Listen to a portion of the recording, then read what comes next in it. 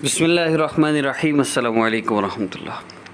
मौलाना room Rahimullah फरमाते हैं कि हक़ और ख़ासाने हक़ के अनायत के बग़ैर तुम फ़रिश्ते भी बन जाओगे तो तुम्हारा अमाल नामा स्याह रहेगा।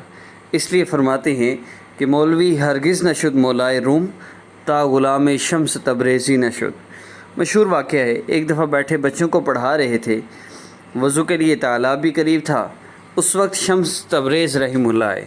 उन्होंने आके पूछा, मौलाना ये चीज़, ये क्या चीज़ है? मौलाना रूम ने कहा, ई काल अस्त, ये काल है। हज़रत ने किताब मांगी और लेकर पानी में डाल दिया।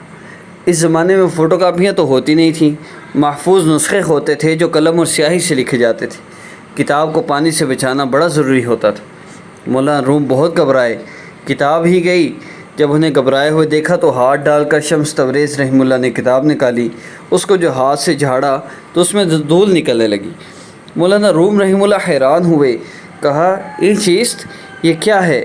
उन्होंने फरमाया कि ये हाल अस्त, कि ये हाल है। हाल दिल एक नेमत है जो अल्लाह वालों की सोहबत में बैठ कर मिलती है और किलो काल करने वाले बिलाखिर साहिब हाल बन जाते हैं। दिल पर मोहब्बत का रंग आ जाता है। वमन अहसन मिनल्लाहि सिबगा का मिस्दाक नज़र आने लगता है। अल्लाह रब्बुल इज़्ज़त हमें अपने नेक बंदों की सोहबत नसीब फरमावें। अस्सलामु अलैकुम व रहमतुल्लाहि व बरकातुहू।